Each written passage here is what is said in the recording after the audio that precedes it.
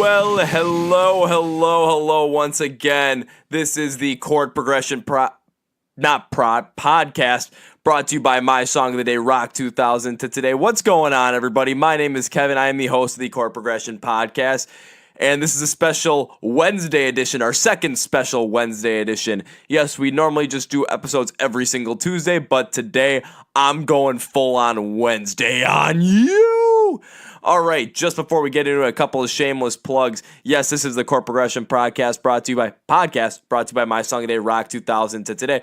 If you're not following the page at Rock 2000 today or My Song of the Day, Rock 2000 today on Facebook, where we put out a lot of good content, Twitter, where we talk to you guys, and Instagram, where we do our Instagram live feeds, our IGTV videos, and just ask you guys questions. Just talk, guys. Create one hell of a community for you guys to come and talk music with us. Let me adjust the mic a little bit. But yeah, you should follow all of those. I'll have links in the description below. I almost said description in the links below. That would have been bad. Also, check us out on YouTube because we have our own YouTube channel, My Song of the Day, Rock 2000 Day. We'll do album reviews, band reviews, versus videos, Kevin's take, or my take, I should say, and just whatever else we come up with. The podcast is also on there as well. So go check us out, give us a subscribe, and come join the community. This podcast is available on iTunes, Apple Podcasts, Google Play, Spotify, and of course YouTube, like I just said. Last but not least, if you will please subscribe to our Alexa skill on Amazon Alexa, My Song of the Day, Rock 2000 Day. That's what this whole entire thing is about, is create a community. And you can use that skill to basically find out, maybe find out a band you never knew, or remember a band that you liked, or just, find out, hey, this band's still making music? No way. So I've got a link in the description below for you guys to enable that Alexa skill, or you can just tell your Amazon Alexa, hey Alexa, enable My Song of the Day, Rock 2000 to today Alexa skill, and boom, she'll do that for you. And then you have to say, hey Alexa, play my song of the day. Then you'll get a 5-second intro from me, and then you'll hear the song in its entirety. And once it's done, you can listen to it all over again by repeating, hey Alexa, play my song of the day. You can do that for 24 hours. Once that 24 hours is up, you get a brand new song. It's a great way to start out your day, get your day going, or end your day, whatever it is, or just find new music, remember old music that you used to love. Enable that skill, guys. Alrighty, so why am I doing a special Wednesday podcast? Well, it all started out this morning.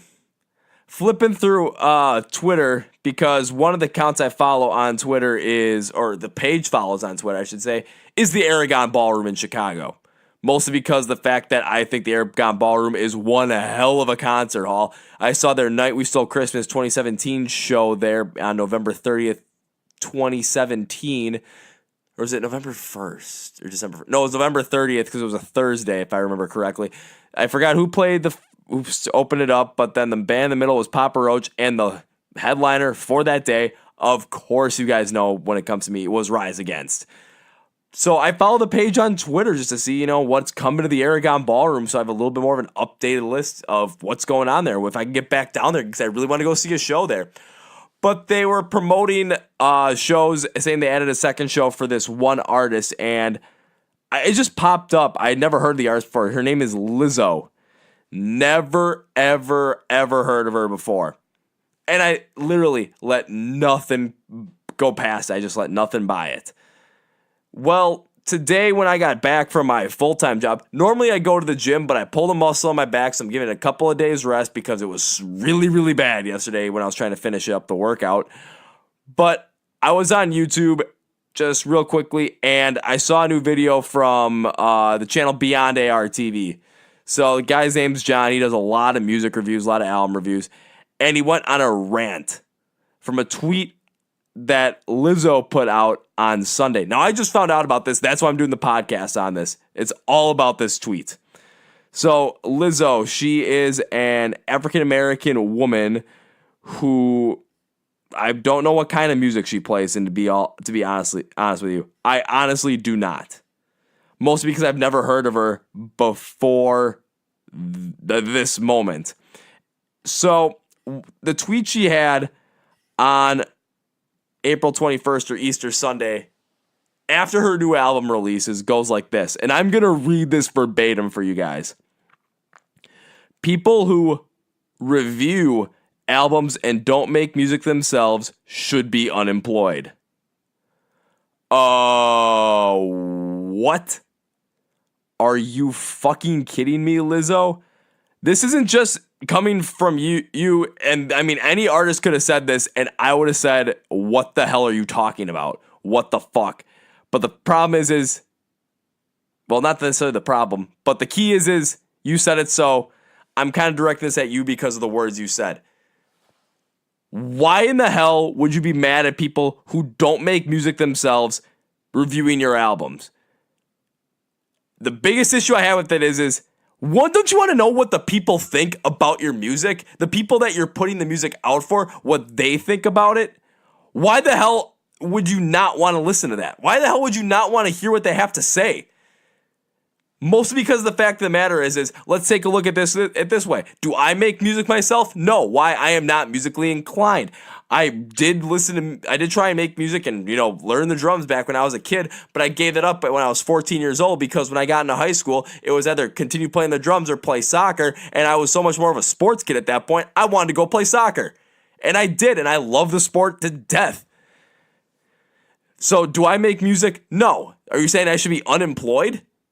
Am I going to review your album first off, Lizzo? No, because I don't know what your type of music is, but if I haven't heard about it before or no one suggested it to me, I highly doubt that's the type of music that I would listen to. And am I going to give your album a review? No. Why? Because I don't think I could actually give it a good review because I really don't listen to that type of music. I just don't.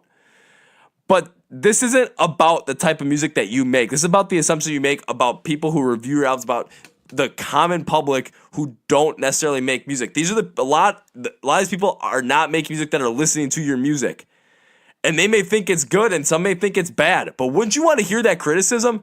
Wouldn't you want to accept the fact that maybe you made a bad album at some point? Wouldn't you want to accept that? Or wouldn't you want to know what people are saying about it? Because what happens if you try something really experimental and everyone thinks that, it was a horrible move on your part, yet you really thought it was something that was cool? And everyone else hated it, then maybe you can have a chance to try and explain what you were trying to do. You can understand where your fans are coming from. So why would you just want to dismiss that? Why would you want to eliminate 98 to 99% of the people that listen to your music and be able to talk about it and say, oh, you guys don't know what you're talking about? A lot of people were commenting on this. I'm not going to lie, especially even myself right now. But there was one that, let's see some of the quoted tweets that she had. So,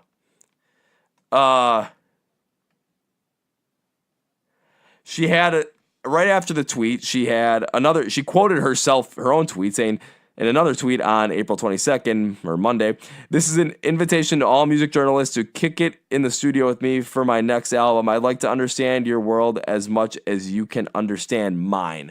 So again, going after people. Now, that's not the one that got me going. This is the one that got me going. Another Twitter user sent this. "This is actually the most ridiculous logic, but if the review were completely positive, it would have been fine? Question mark. Some of y'all need to think a little harder and tweet a little less." And she said, "You're absolutely right." Hold up.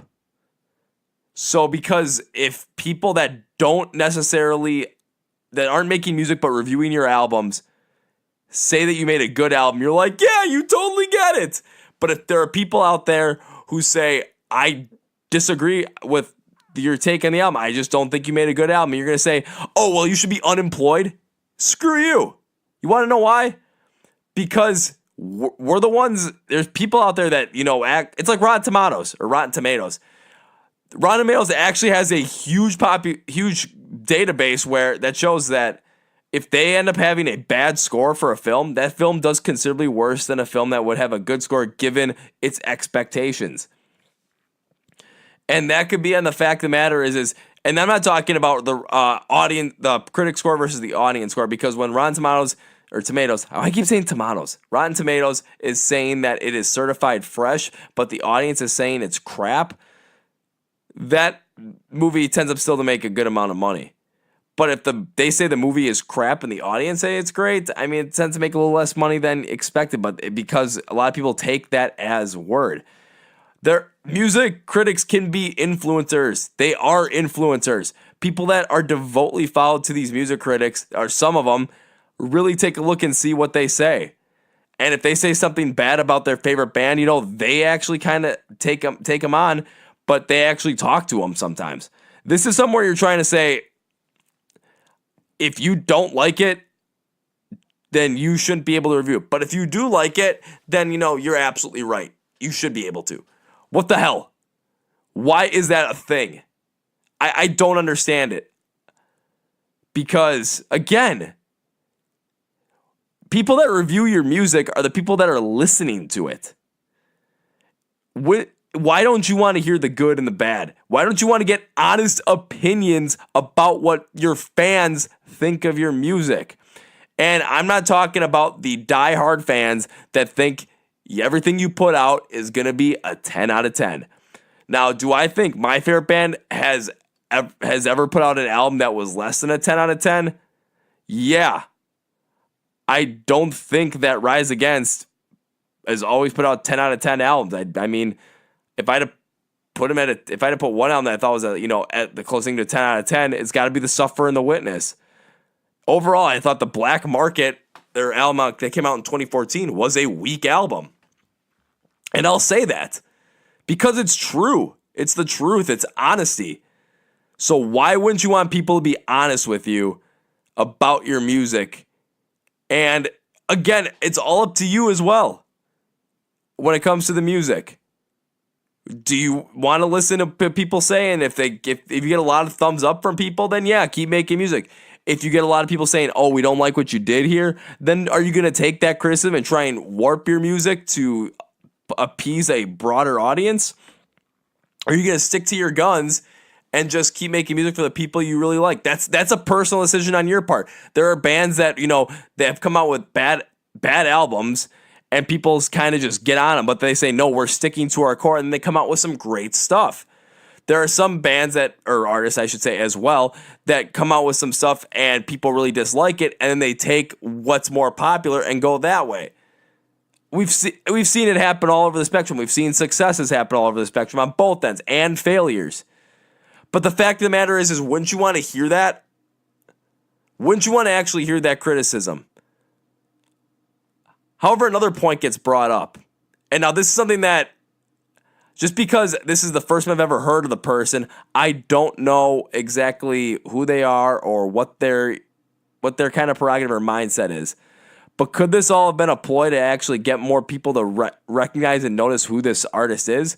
Mostly because I had no clue who she was before, 8-9 hours before I shot this podcast. I have no clue who this person is. I have no clue what her music sounds like.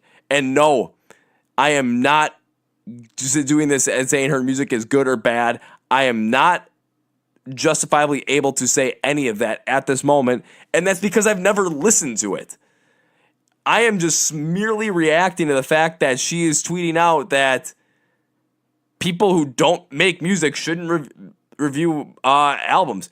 Then do people are people who don't make movies, or shoot that? Then do people who are not making movies or not a part of that movie making business or movie making process be able to review movies?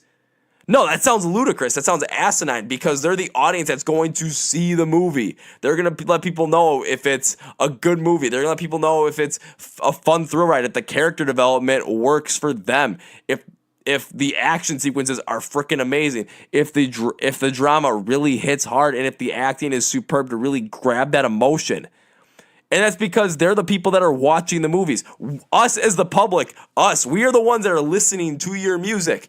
You're the one that you're making the music so we can listen to it and we can come see you in concert. We can come buy your merch. We can come support you. When you come out with something like this to say that people who don't make music should not be able to review music and be unemployed, are you kidding me? Are you kidding me? Now, again, I'm going to reiterate this. I'm trying to say a person like Ben Burnley of Breaking Benjamin said the exact same thing. Say a person like Jacoby Shattuck said the exact same thing. Say a person like Ashley Costello of New Year's Day would say the exact same thing. I would have the exact same reaction because I just don't understand it. I also don't understand it from any kind of a standpoint.